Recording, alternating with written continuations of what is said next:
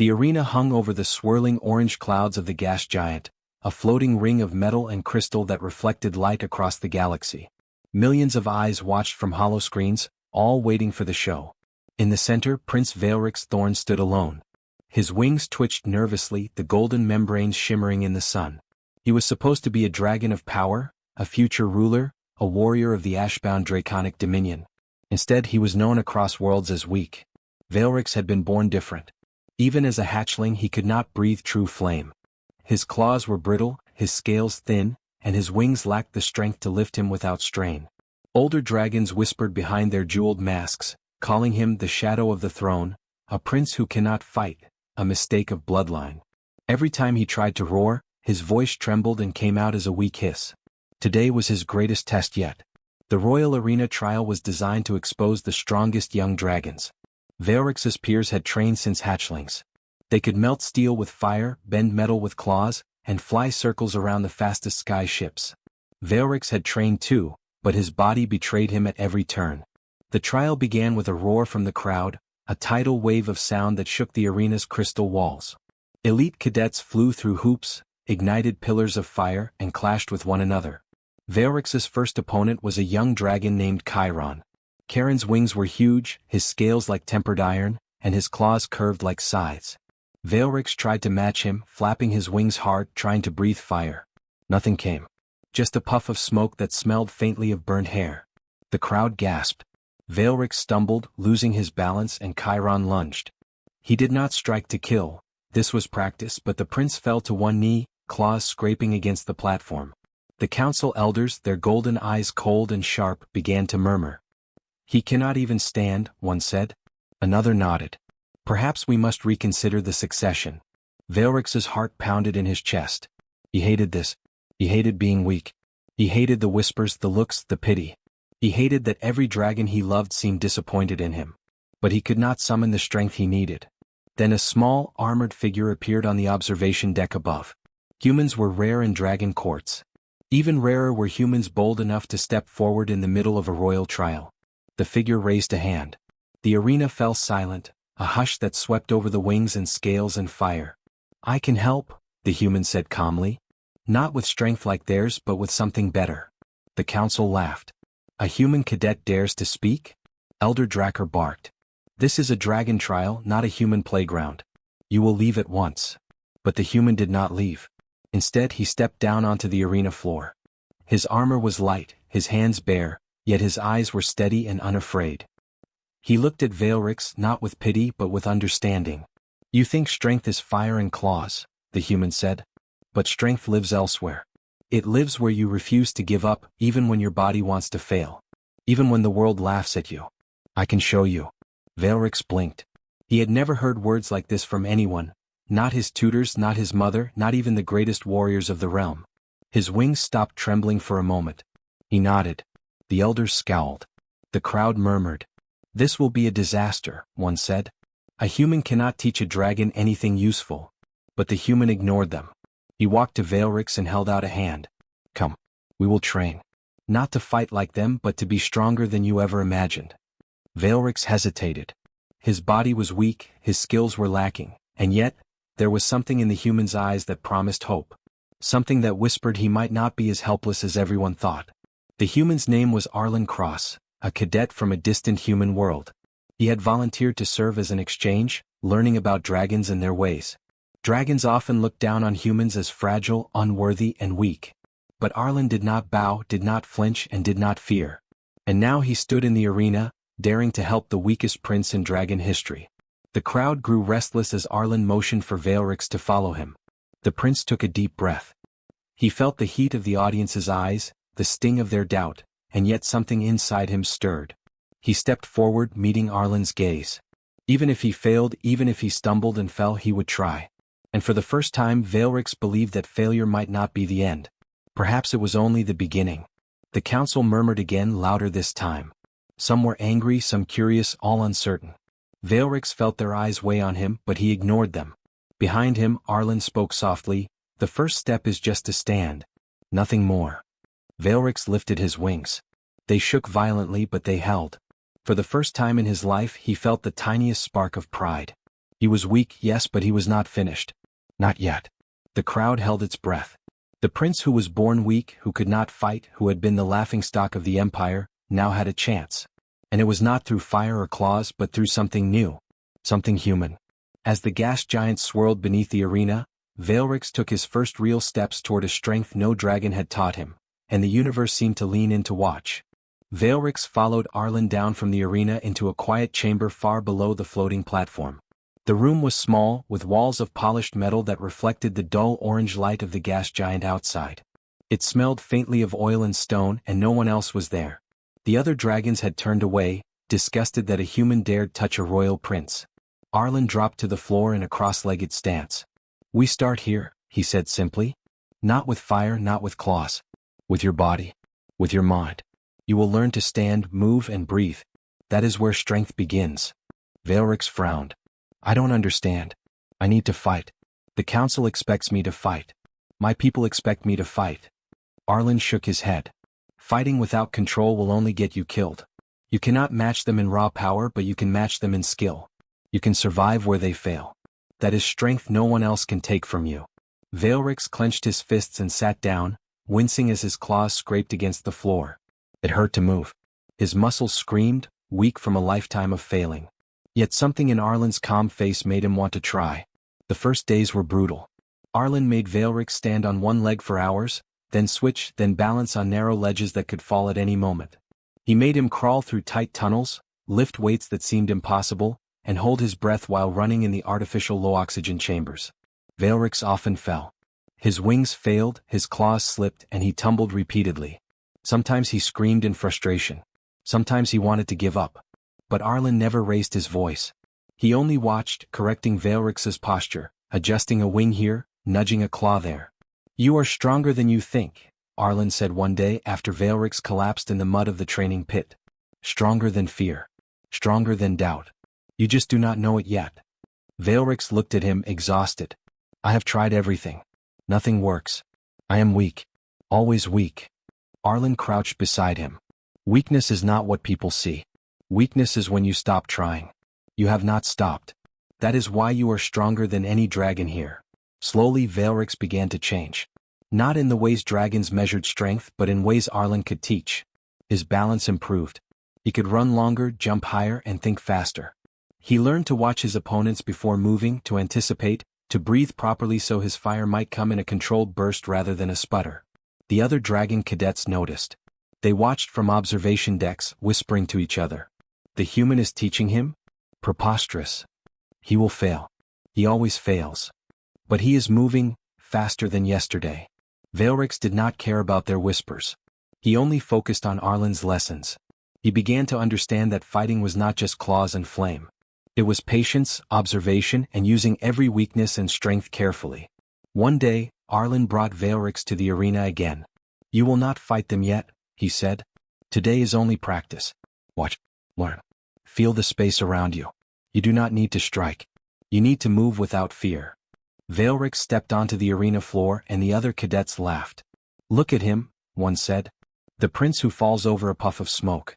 What is he doing here?" Veilrix ignored them. He felt the air, the wind, the hum of the floating platform. He felt the heat of the gas giant below. And he noticed something new. He was not trembling as much. His wings held. His tail balanced him. He moved through the space as if it belonged to him. Arlen's voice echoed in his mind. "True strength is calm. It is control. It is knowing you can face what terrifies you and still move forward." Days passed and Veilrix's movements became smoother. He still could not breathe fire like the others, and his claws were no sharper than before. But he could dodge, balance, and survive. He could think while under pressure. He could stand after being knocked down. Then came the moment that changed everything. Arlen set up a small mock fight against a younger dragon cadet, one of Karen's friends. The cadet attacked full force, wings flaring, claws ready. Veilrix did not strike back. He moved like Arlen had taught him. Sidestepped, ducked, used the arena walls, anticipated every movement. Every strike missed. Every step kept him safe. The other dragons stared shocked. They had expected disaster.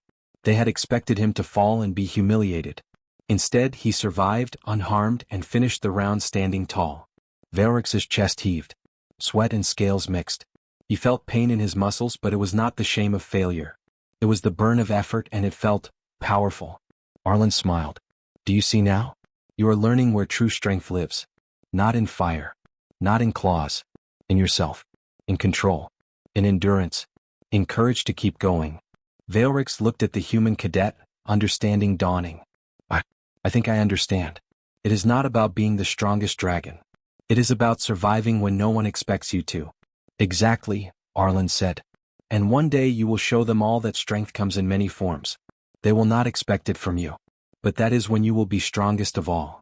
The prince felt hope, a spark he had never known. For the first time he believed that maybe, just maybe, he could rise beyond the whispers, beyond the fear, beyond the shadow of the throne. And as he looked at Arlen, standing quietly beside him, Veilrix realized that the smallest human could teach him something no dragon had ever taught, that weakness was only the beginning of true strength. The council was not pleased. Veilrix's sudden progress under a human cadet was shaking old traditions. Dragons had ruled for thousands of years, believing power came only from fire, wings, and claws. To see a prince survive training without those things made some elders uneasy, others angry. They decided it was time to test him in a trial he could not possibly survive. Veilrix did not know what the council had planned. Arlen warned him only in part. They will push you harder than ever, the human said. They want to see if you can survive. Not just endure pain, but fear, betrayal, and force beyond your limits. You must not rely on fire. You must rely on yourself. The trial began in the Great Combat Dome, a massive structure suspended above the floating city. The dome's walls glimmered with energy barriers, and holographic dragons buzzed around, simulating thousands of enemies. The trial was supposed to be controlled, a test of skill, but the council secretly enhanced the simulation. Enemy fire became sharper, obstacles more deadly, and the air itself was heated to strain Veilrix's wings. The first wave of holograms attacked, and Veilrix moved instinctively, sidestepping and dodging. The human training was paying off. He felt his body respond before his mind could think. His balance held, his tail shifted to maintain stability, and he barely escaped a sweeping claw. But soon the danger became real. The holograms glitched, some turning into sentient programs with adaptive attacks. Flames scorched the arena floor and moving walls threatened to crush him. Veilrix stumbled and nearly fell into a pit. Arlen shouted, "Focus. Use your instincts. Do not panic." Veilrix took a deep breath.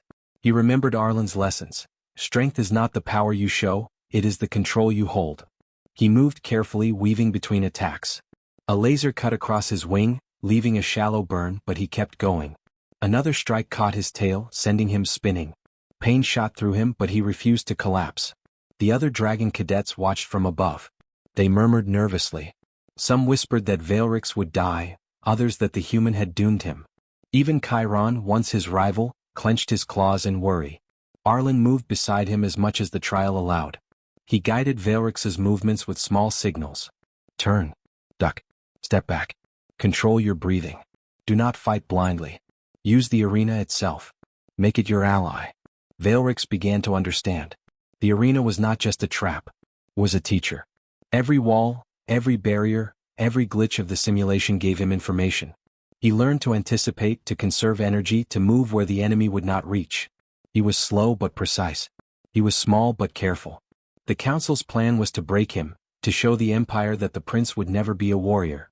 They did not expect what happened next. An energy pillar shot from the floor, aimed to crush Veilrix. He leaped, dodging it, but the momentum threw him off balance. The human cadet jumped in, catching him with a quick push of strength and guiding him safely to a ledge. Arlen's armor was scorched, his hand bleeding, but he did not let go. Veilrix looked at him, realizing that for the first time he was not alone in a trial designed to kill him. He could survive not because he was the strongest but because he had someone who believed in him, someone who taught him to believe in himself. The next waves were faster, stronger, and more relentless. Holographic dragons swooped down in formations that seemed impossible.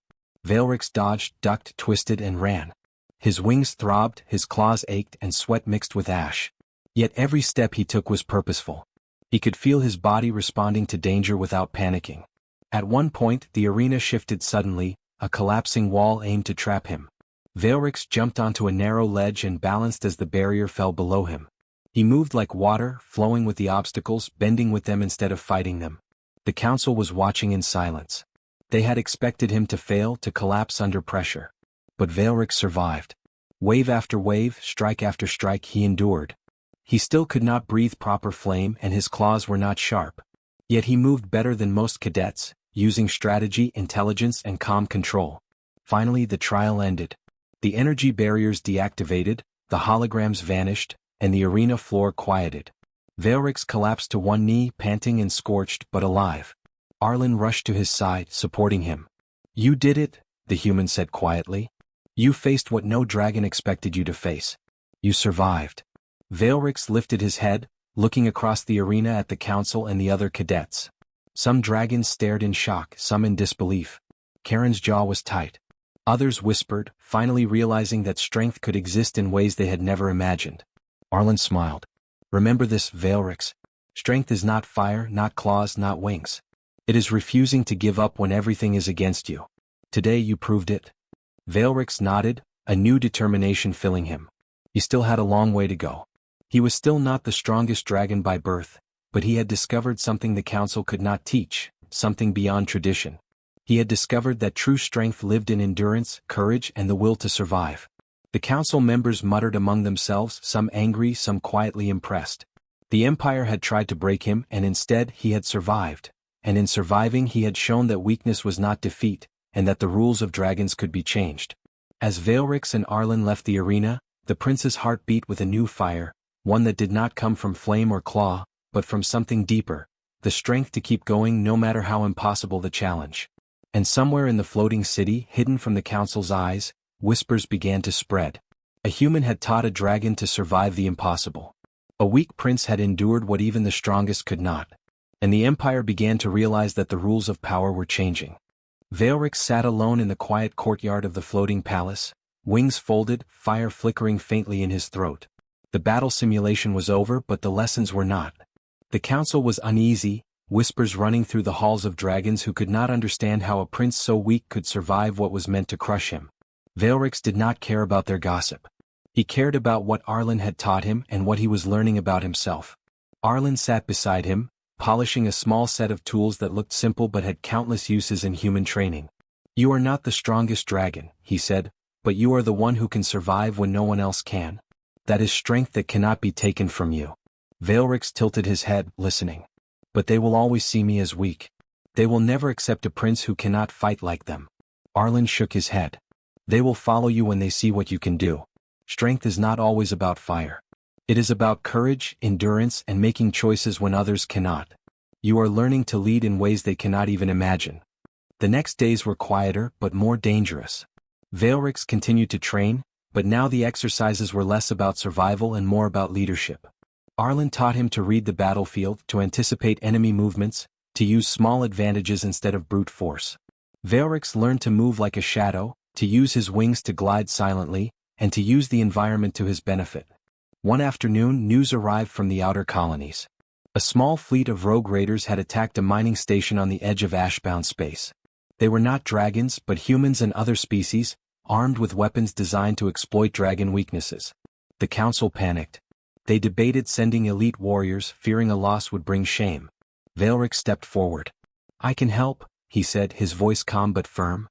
"I have trained in ways no one here understands.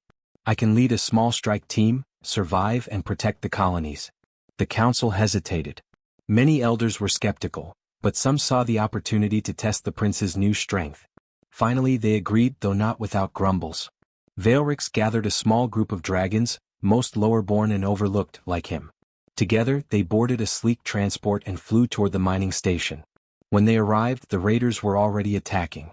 Ships moved like shadows, lasers cutting through the mist of the gas giant below.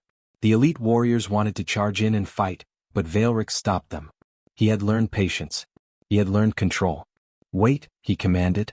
"Move only where it is safe. Use the terrain. Lead them into the traps. Do not attack blindly." The dragons grumbled, but they obeyed. Veilrix guided them through narrow asteroid fields and twisting platforms. When the raiders fired, the team dodged, using the environment to stay safe. Veilrix moved quickly, quietly, and made decisions faster than anyone could predict. Then the raiders tried a surprise strike. Their weapons overloaded, creating a blast that could have destroyed the team.